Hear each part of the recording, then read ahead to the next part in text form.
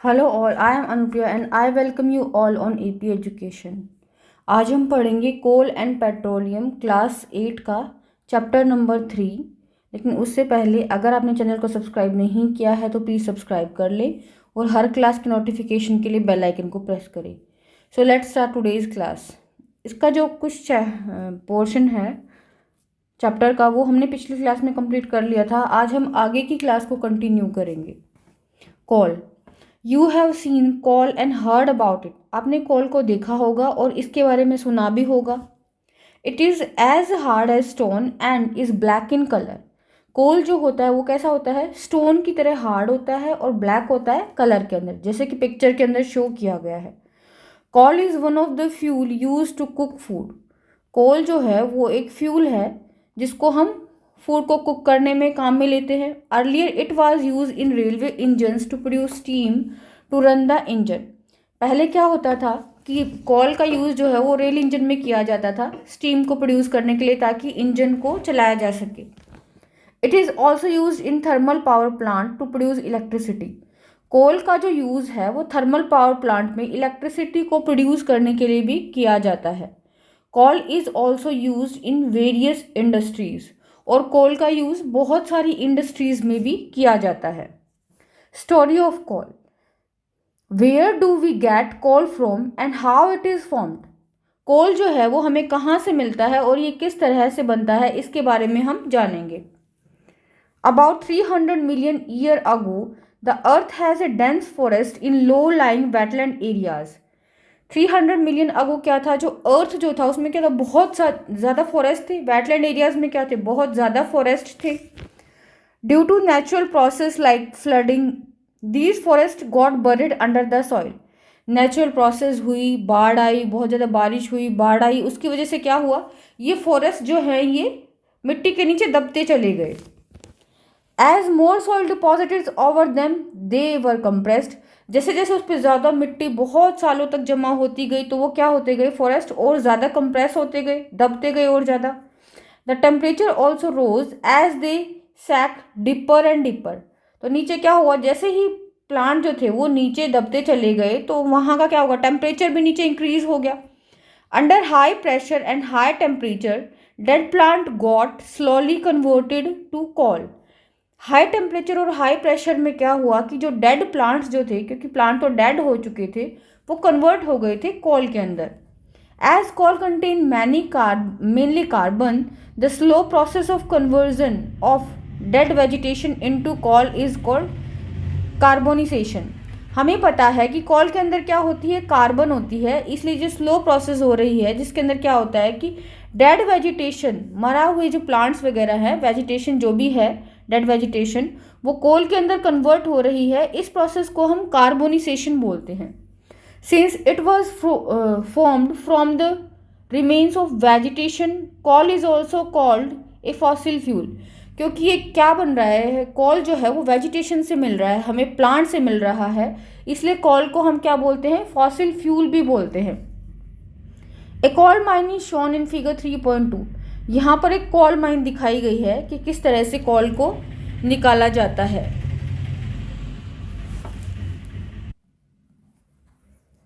When heated in air, coal burn and produce mainly carbon dioxide gas. जब हम कोल को क्या करेंगे, हीट करते हैं, गर्म करते हैं, तो कोल क्या होता है, बर्न होता है, जलता है कोयला, और कार्बन डाइऑक्साइड जो है वो मेनली प्रोड्यूस करता है। Coal is processed in industries to get some useful product such as coke, coal tar, coal gas. कोल को प्रोसेस किया जाता है इंडस्ट्रीज़ के अंदर, और उससे क्या किया जाता है, कुछ इम्पोर्टेंट जो हमारे लिए प्रोडक्ट्स हैं वो हमें मिलते हैं कॉक से, जैसे कि Kock, coal tar, coal gas, ये सब हमें कोल से मिलते हैं। Coke, it is tough, porous and black substance. Coke क्या होता है, ये टफ है, पोरस है, मतलब हार्ड है, ये टफ है, स्टोन की तरह ही होता है, पोरस है, इसके अंदर क्या होंगे, छोटे छोटे पोर्स होंगे, और ये भी ब्लैक कलर का ही सब्सटेंस होता है। It is almost pure form of carbon. Coke जो है ये क्या है, प्योर फॉर्म है कार्बन की। Coke used in manufacture of steel and in the extraction of many metals. Coke का यूज़ किया जाता है कहाँ पे, स्टील के मैन्युफैक्चर में, जब हम स्टील बनाते हैं तो उसकी मैन्युफैक्चरिंग के अंदर कोल का यूज़ होता है, and in the extraction of metals, और मेटल्स को अगर हम माइन से एक्सट्रैक्ट करते हैं मेटल्स को, तो उसके अंदर भी किसका यूज़ होता है, कोक का यूज़ होता है, coal tar. It is a black thick liquid with an unpleasant smell. Coal tar क्या होता है, एक ब्लैक कलर का एक थिक मोटा लिक्विड होता है जिसकी स्मेल जो होती है वो अनप्लीजेंट होती है, हमें अच्छी नहीं लगती। It is a mixture of about 200 substances. Coal tar जो है वो लगभग 200 सब्सटेंस का ही एक मिक्सचर है। Products obtained from coal tar are used as a starting material for manufacturing various substances used in everyday life and in industries. जो product मिलते हैं हमें, कहाँ से मिलते हैं हमें, फ्रॉम कोल तार। कोल तार से जो हमें प्रोडक्ट मिल रहे हैं are used as a starting material. वो कैसे यूज़ किए जाते हैं, एज ए स्टार्टिंग मटेरियल, मतलब कि किसी भी अगर प्रोडक्ट को बनाने के लिए कुछ मटेरियल चाहिए होते हैं तो उसमें से जो स्टार्टिंग मटेरियल है उसकी तरह, जो हमें शुरू में ही चाहिए उसकी तरह जो कोल तार का यूज़ किया जाता है इंडस्ट्रीज़ वगैरह के अंदर, एवरीडे लाइफ के अंदर बहुत सारे प्रोडक्ट बनाते हैं, लाइक सिंथेटिक डाइज, ड्रग्स। उससे क्या बनेगा, कोल तार से सिंथेटिक डाइज बनती हैं, ड्रग्स बनती हैं, explosives, perfumes, plastic paints and photographic material, roofing material, ये सब बनते हैं किससे, कोल तार से। Interestingly, naphthalene ball used to repel moths and other insects are also obtained from coal tar. तो naphthalene ball जो होती हैं, जो कि यूज़ की जाती हैं मोथ्स को भगाने के लिए और इंसेक्ट, दूसरे इंसेक्ट को भगाने के लिए जो यूज़ की जाती हैं, वो भी हमें किससे मिलती हैं, कोल तार से मिलती हैं। These days, bitumen, a petroleum product, is used in place of coal tar for metalling the roads. इन दिनों क्या होता है, बिटुमिन जो है एक पेट्रोलियम प्रोडक्ट है, उसका यूज़ किया जाता है कोल तार की जगह पर।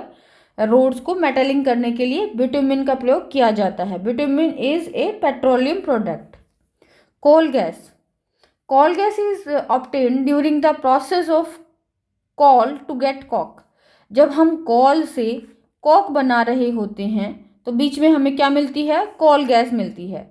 It is used as a fuel in many industries situated near the coal processing plant. ये बहुत सारी इंडस्ट्रीज़ में यूज़ होता है जहाँ पे कॉल प्रोसेसिंग प्लांट्स जो होते हैं, कॉल को प्रोसेस करने के प्लांट होते हैं, वहाँ पे क्या होता है, एज ए फ्यूल इसका यूज़ किया जाता है। Coal gas was used for street lighting for first time in London in 1810 and in New York in around 1820. Coal gas का यूज़ किया गया था पहली बार स्ट्रीट लाइन के अंदर 1810 के अंदर लंदन में और न्यूयॉर्क में 1820 के अंदर। Nowadays it is used as a source of heat rather than light. अभी कोल गैस को हम कैसे यूज़ करते हैं, we used coal gas as a source of heat rather than as a source of light. Now the next is petroleum. You know that petrol is used as a fuel in automobiles such as motorcycle, scooters, cars. हमें पता है petrol का use हम कैसे करते हैं, as a fuel use करते हैं। मोटरसाइकिल है, स्कूटर है, कार है, कोई भी व्हीकल है, उसको रन करने के लिए हमें क्या चाहिए, पेट्रोल चाहिए। उसको चलाने के लिए हमें पेट्रोल चाहिए। Heavy motor vehicles like truck, tractor run on diesel. बल्कि जो हैवी व्हीकल्स जो होते हैं वो किस पे रन होते हैं, वो डीजल पे रन होते हैं। Petrol and diesel are obtain from a natural resource called petroleum. Petrol और डीजल दोनों ही हमें एक नेचुरल रिसोर्स है जिसको हम पेट्रोलियम बोलते हैं, उससे मिलते हैं। The word petroleum is derived from petra and oleum as it is mined between the rock under the earth as shown in figure 3.4। Petroleum जो वर्ड है वो कहाँ से ड्राइव किया गया है, पेट्रोलियम वर्ड ड्राइव किया गया है पेट्रा से, जिसका मतलब रॉक होता है, एंड ओलियम मीन्स क्या होता है, ऑयल होता है। It is mind between the rocks under the अर्थ, क्योंकि ये कहाँ पे होता है, रॉक्स होती हैं, चट्टान होती हैं अर्थ के नीचे, उनके अंदर ही पेट्रोलियम पाया जाता है, तो उसी के ऊपर उसका नाम है। Do you know how petroleum is form, क्या आपको पता है पेट्रोलियम किस तरह से बनता है। Petroleum was formed from organism living in sea. Petroleum जो है वो उन ऑर्गेनिज्म से बनता है जो कि सी में पाए जाते हैं। कोल जो है वो तो हमें प्लांट से मिलता है, प्लांट जो होंगे वो बरी हो जाएंगे बहुत लंबे टाइम तक under high pressure and high temperature, we get coal. लेकिन पेट्रोलियम जो है वो हमें लिविंग ऑर्गेनिजम्स जो कि सी के अंदर पाए जाते हैं, समुद्र के अंदर पाए जाते हैं, उनसे हमें पेट्रोलियम मिलता है। As these organisms died, their bodies settled at the bottom of sea and got covered with layer of sand and clay। जैसे क्या हुआ कि सी के अंदर ऑर्गेनिजम्स डाई हो जाते हैं तो वो नीचे बॉटम पे होते हैं, फिर वो बरी हो जाते हैं मिट्टी से और दूसरे प्रोडक्ट होते हैं उनसे बरी हो जाते हैं। बहुत लंबा टाइम लगता है ये प्रोसेस होने में। Over millions of year, absence of air, high temperature and high pressure.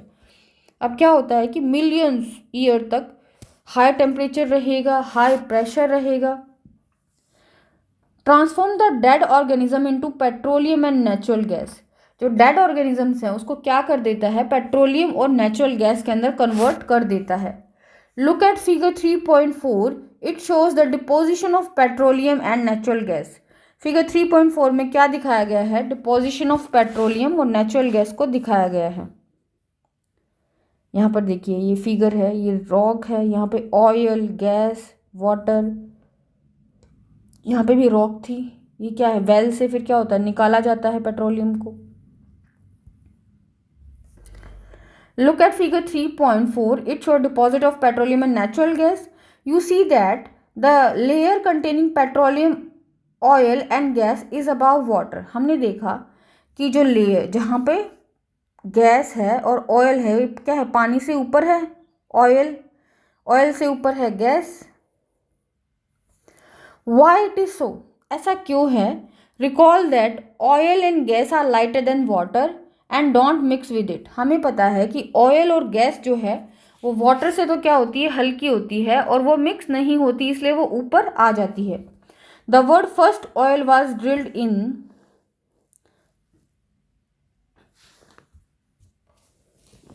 The word first oil well was drilled in Pennsylvania, USA।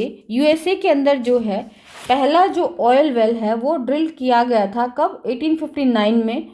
8 years later in 1867 oil was struck at मुकाम इन Assam.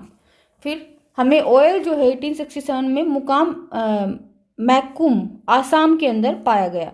In India oil is found in Assam, Gujarat, Mumbai high and in the river basins of Godavari and Krishna.